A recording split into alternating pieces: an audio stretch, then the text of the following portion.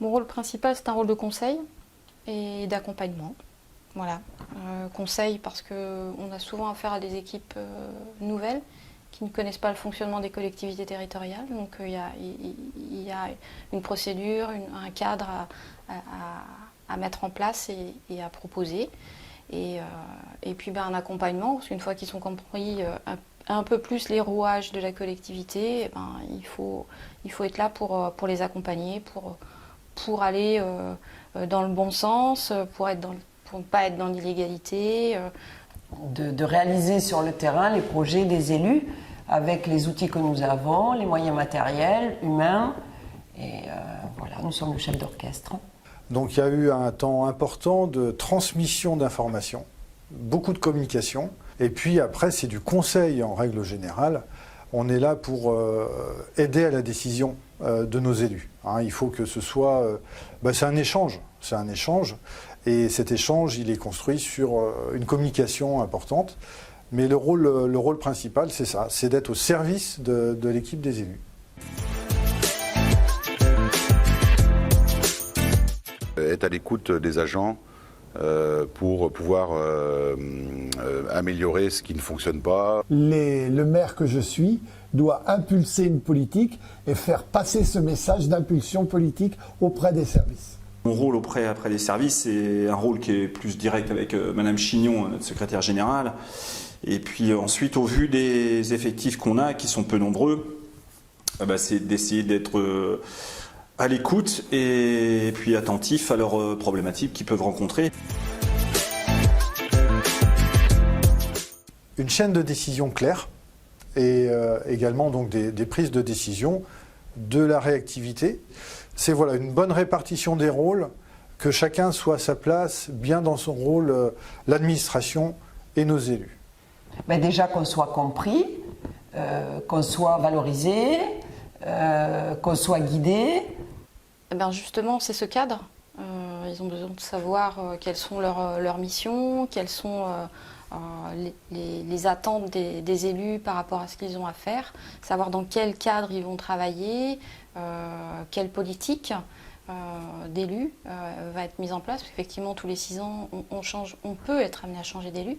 Et le but, c'est de savoir quelles sont les attentes des élus, dans quel sens veulent-ils qu'on travaille, est-ce qu'il y a une politique un peu plus enfant-jeunesse, au niveau des relations avec les administrés, avec les parents, avec les enseignants, pour que chacun sache dans quel sens il doit travailler. Alors suivant les responsabilités diverses, là on a aussi des expertises diverses qui sont présentes ou qui doivent être là en tout cas pour à la fois nous aiguiller, nous orienter dans le volet plutôt cadre légal. Dès lors qu'on a une orientation qui est prise sur une thématique, sur un sujet, sur un projet, c'est de pouvoir valider ce projet en s'assurant qu'on le fait dans les règles de l'art. De pouvoir appliquer notre programme et notre projet de mandat, qui est court à la fois, parce que 6 ans ça passe très très vite. Donc l'objectif c'est en début de mandat de vraiment activer l'organisation de nos projets et d'avoir une ligne directrice, et c'est aux agents d'appliquer ça sur le terrain. L'attente des élus, elle est simple, c'est de la mettre en musique, la politique qui a été impulsée et donnée à nos agents. Donc c'est de mettre cette politique en musique et de l'accompagner, et surtout ce rôle des agents est de venir accompagner nos équipes d'élus. Puisque la plupart d'entre nous sont des jeunes élus, pas forcément avec une connaissance parfaite de tous les sujets. Donc je dirais la plus grande chose, c'est effectivement d'avoir cet accompagnement. Et puis aussi, je dirais, en doublant de ça, c'est d'avoir cette loyauté, c'est d'avoir ce travail collaboratif. Et ça, c'est un travail bilatéral extrêmement important. Ce rôle et ce travail des agents, l'élu, vous savez, il a beau penser et imaginer une politique, s'il n'y a pas l'agent en complémentarité qui nous fait l'accompagnement dans le cadre d'une veille, ça ne marcherait pas, quoi. Tous les agents soient bien informés du projet politique de nos élus. Donc il y a des temps. Je pense qu'il y a des temps. Alors avec la direction notamment, on a des échanges réguliers, hebdomadaires. On a formalisé ces temps d'échange avec nos élus. Alors il y a différents formats, mais avec Monsieur le maire, on a un échange quotidien. Avec nos maires délégués et premiers adjoints hebdomadaires. Donc c'est une transmission. Et à nous, directeurs, de transmettre aussi. On est la courroie de transmission vers l'ensemble de nos équipes. Donc il y a eu des rencontres avec les différents services, par exemple, à la prise de fonction.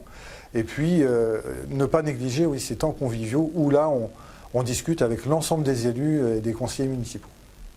Je pense que c'est justement mon rôle, de faire en sorte que les attentes des élus me soient transmises et que je puisse ensuite travailler avec les différents services pour leur faire passer ces attentes-là et essayer de trouver une façon de fonctionner au mieux pour pouvoir rester dans le cadre qui va être imposé. Où il y a des réunions de services, on essaie de mettre en place des choses comme ça pour être au plus près des agents, que ce ne soit pas des services qui sont tout seuls dans leur coin.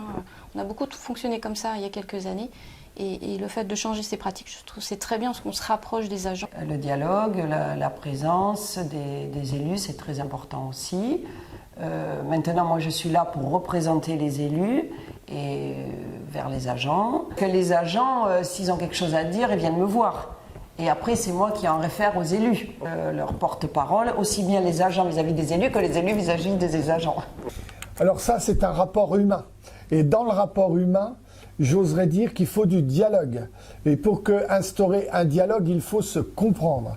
Et à partir du moment où il y a l'interactivité entre l'élu et l'agent, inévitablement, ça engendre du dialogue, de la compréhension. Et c'est ce qui met en musique, là aussi, et qui facilite les relations entre l'élu et les agents. On a une structure, je considère, légère. Donc c'est un contact direct et régulier.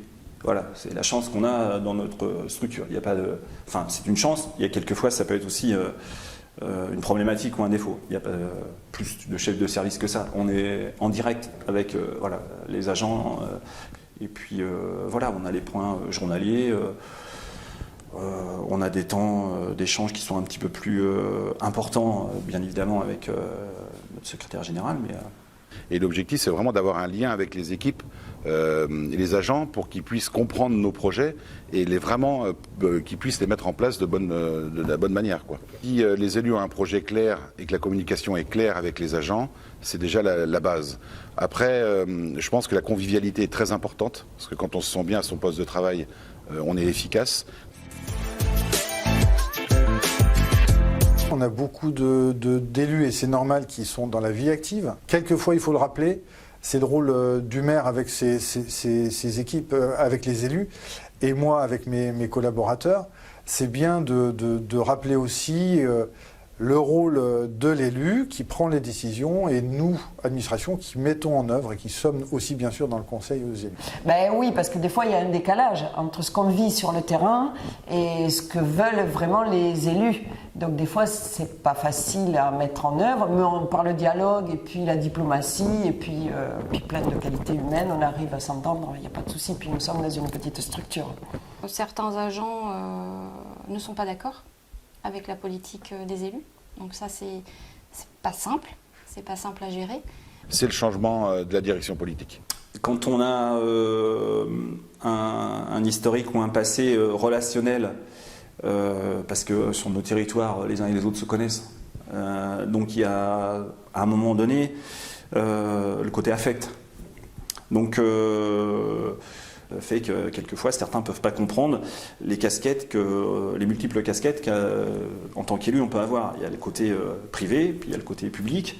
Il faut arriver, comme je l'ai évoqué dans un autre domaine, à une compréhension, à arriver à connaître bien le fonctionnement d'une vie municipale. C'est peut-être là la plus grande difficulté. Et j'oserais dire que tout ce rouage mécanique, toute cette façon d'arriver à obtenir la symbiose qu'est l'élu et l'agent, eh bien, il faut rentrer inévitablement dans une confiance et qui engendrera une facilité de travail et de symbiose, quoi. des qualités relationnelles. Et puis surtout être à l'écoute de tout le monde, et des agents et des élus. Il faut être sur la réserve pour moi. Il faut être patient, diplomate et amener les choses avec respect. C'est-à-dire qu'il faut être en mesure de ne pas forcément prendre parti, mais de présenter toutes les éventualités qui pourraient se présenter. C'est-à-dire qu'il faut être neutre et dire, ben voilà, si vous allez dans ce sens-là, il faut faire attention. Ce qui est primordial, c'est la communication. La communication doit être permanente. L'échange doit être immédiat. Il faut aussi savoir se dire les choses. Ça reste, on a notre droit de réserve, ça reste dans nos bureaux. Et d'avoir une légitimité, une loyauté. La loyauté et la confiance sont des valeurs que l'on porte. Et puis toujours, on a ce socle commun, oui, des valeurs qu'on doit partager. Et c'est là-dessus qu'on voit quand ça fonctionne ou pas. Le conseil, c'est un échange, c'est pas dans un sens. On est bien sûr en collaboration directe et c'est là-dessus qu'il faut construire. C'est comme ça que ça fonctionne. Chaque cas est particulier et chacun vit sa relation avec les agents à sa façon, ça s'entretient, ça se construit déjà, puis après ça s'entretient, mais d'être dans l'échange, d'être à l'écoute. Le contact avec les agents est très important. Je sais que je prends des renseignements très, très souvent, que ce soit au niveau des écoles, au niveau des services techniques. Et la Maison des communes, comme son nom l'indique, est là aussi pour nous apporter les formations.